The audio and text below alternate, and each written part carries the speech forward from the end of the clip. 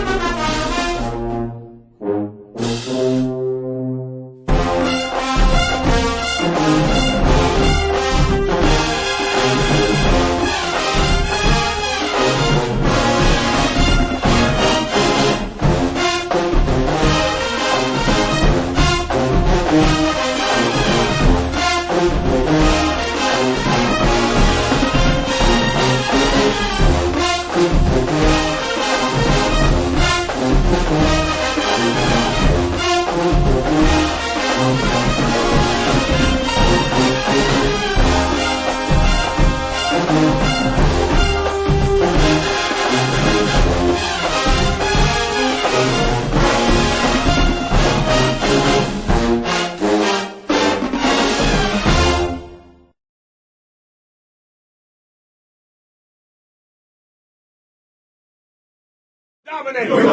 I believe we gonna dominate. Dominate. Hi, this is Marva Nichols, Miss GSU 1991-1992, and I have the Grambling State University head coach Hugh Jackson here with me after a bye week on the HueDat Podcast tonight. How are you doing, Coach Jackson? Marva, I'm doing well. Renewed energy, fired up. We got a 4-game stretch here at the end, a quarter of the season left to earn another opportunity, and that's what we plan on doing. I'm excited, Coach. Yes, I was thinking about this last phase of the 2023 season, and so, Coach, let's get right to it. So, Coach, the recent loss to Alabama A&M marked the first defeat in Grambling State University's homecoming game since 2006. What factors do you think contributed to this unexpected outcome? I think it's called turnovers, penalties, and playing better defensively. It's just that simple. There's no ifs, ands, and buts about it. The penalties contribute to a lot of things. We turned the ball over, and they were able to run the football and control the clock and control the game in the second half.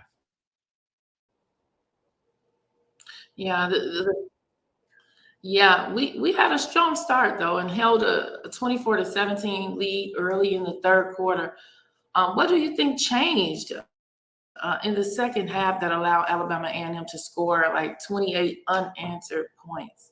I think they took control of the game, and I think they wrestled momentum away, and we didn't wrestle it back. Very uncharacteristic of our football team. We've talked about it. We've moved on from it now. We learn from it, and we grow, and we get to the next one. Yeah, let me tell you, Miles Crowley, although we lost, Miles Crowley had a solid performance with 244 passing yards and his first rushing touchdown of the season. How do you assess his overall performance in this game, and what do you think he can do to continue improving throughout the season? No, what Miles got to do is continue to protect the ball, and continue to get the ball to his playmakers on offense. Continue to lead as he has. He wanted that game more than anybody. And obviously there are some things that we all know, and he knows he could have did better. But at the same time, it's a growing experience for our football team. We're homecoming. No one's going to come into Grambling and just hand you anything. You have to take what you want because we are Grambling, and we're going to get every team's best shot. And we didn't stand up to it this past week, 2 weeks ago. And I take full responsibility for that. That starts with me. Got to get these guys to play well and understand the contest that they're in when they're in it. I mean, they came to win the game.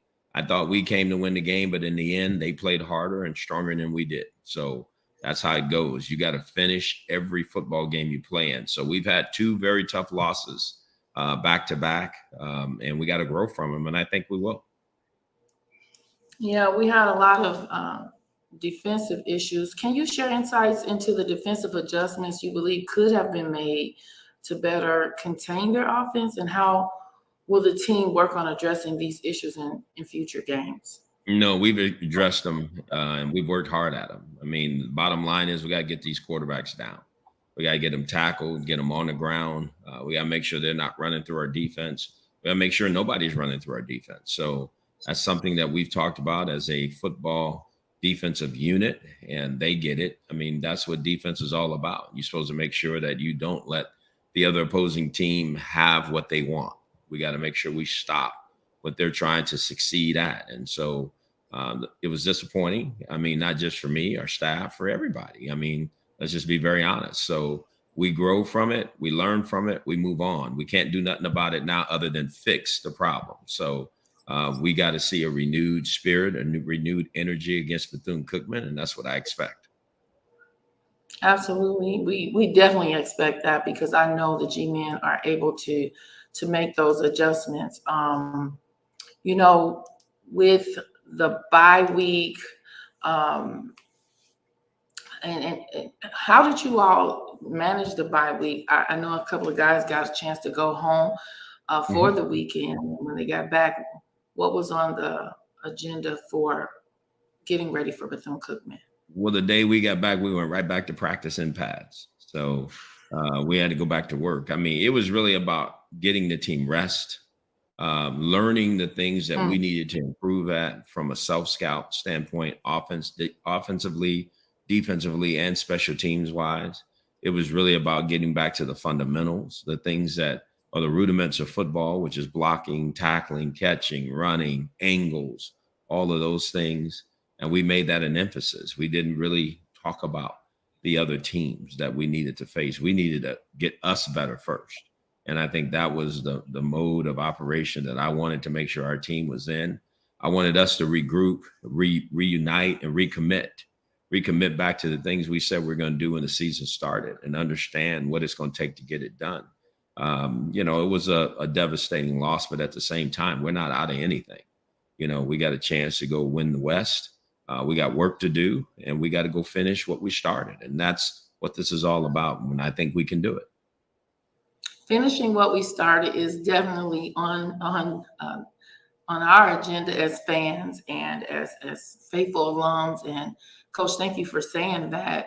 I'm sure that all of our listeners and audience will be happy to hear that. And I just want to ask you one last question for this podcast. Coach, as we head into the latter part of SWAC play, what's your perspective? You touched on it in your previous answer, but what is your perspective on the future of the G-men in the conference, and what are the team's main strengths that you believe will help secure victories in the upcoming games? You know, Marva, I don't think it's any what's our strengths, weaknesses, or any of that. I think we got to play this one game at a time. I think we playing Bethune Cookman this week. We need to go 1-0 this week, and that's all that matters. And then after that, we'll put that one behind us and move on to the next, which will be Alabama State. And then we'll put that one behind us and move on to the next, which will be UAPB. And then there's a break. So we're going to put our heads down, roll up our sleeves, go to work, understand the opponent better, understand what it takes to win each and every contest, because they're going to be different. These teams have different strengths and different things that they do. We got to be dialed in 100%. We can't leave anything to chance. We can't have any more stumbles or anything like that. We get that. You know, our margin for error, we threw that away. So what we got to do now is start playing our best football here at the end. And that's what I anticipate we will do. We're led by a really good quarterback. We're led by, you know, some really good talent on offense. We're led by some talent on defense. I expect that talent to rise up and play extremely good football. I think we've created the right environment for these guys.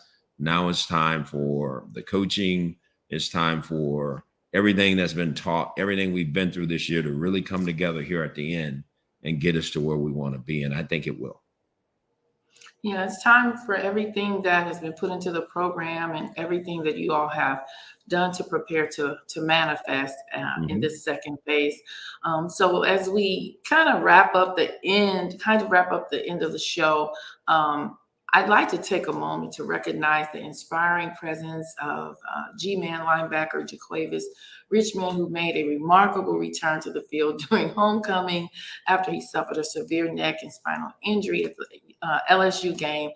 His journey is a true miracle and serves as a beacon of hope for the G-Men as they head into the second half of SWAC play. And as head coach, how did you feel having your football son back with you and the team at homecoming? That probably, next to all the fans and all the alumni and supporters of our program, it was the biggest thing that happened that day. To not have to see him, through a FaceTime or through some type of Zoom, to be able to really put my hands on him, for his brothers to be able to put their hands on him. That's a miracle. That's God. And there's nobody else that could do that. There's nobody else that could have pulled that off but the great man upstairs. And I'm just thankful and grateful for him, for everything God did that day, because there were so many lessons in that day for a lot of people, not just our team, but hopefully our fans and our supporters learned something as well. We're still fighting to get to where we need to be. And we're going to get there. And I know people get disappointed sometimes. It's not as fast as they want. It doesn't happen the way they think it should. But what I hope is people see the vision and can see what's happening week in and week out, and where we really need to continue to push to get Grambling State University back to where it needs to be. I am so committed. I am so determined, even more so, because this is when you become great. It's in the pressure moments that people become, that's where greatness starts to show. And I think we got some people that will rise up and start to show that. And it doesn't happen, like I say, overnight. And I'm thankful and grateful for the lessons that are being taught, the lessons that are learned. And I think Richmond was just a example of that, that if you put it in God's hands, just let him work and watch what he does, and he'll do the unbelievable. Just got to ask him to do it. And so I believe it. I've spoken into existence. It's going to happen. It's going to happen now. Yes, and what a mighty God we serve, and such great, eloquent words, Coach. And I know, being the head coach and responsible for the young men that played for you, when that happened, that had to be overwhelmingly just heartbreaking, and you had to continue to coach that game. And I know for sure that you were beelining it straight to the hospital to see about him, and just to see him run on the field, it just overwhelmed me. I was overtaken with joy and gratitude to God. And so, having said that, Gram fam, as we approach our final home game, the G-Men are gearing up for a battle to secure a victory for dear old Grambling against Bethune Cookman. I hold strong faith in our team. And as Gram fam, let us persist in our support and prayers for the G-Men as they embark on the second phase of the season and their ongoing quest for redemption within the SWAC conference. It's an uphill challenge, but I find comfort in the words of Matthew 19:26 that says, "But Jesus looked at them and said, with man, this is impossible, but with God, all things are possible." Thank you for joining me, Coach. And as we always end our show, it's all good. It's all God. It's all Grambling. Thank you all for joining us. Good night. Hey, it's Queen Marva.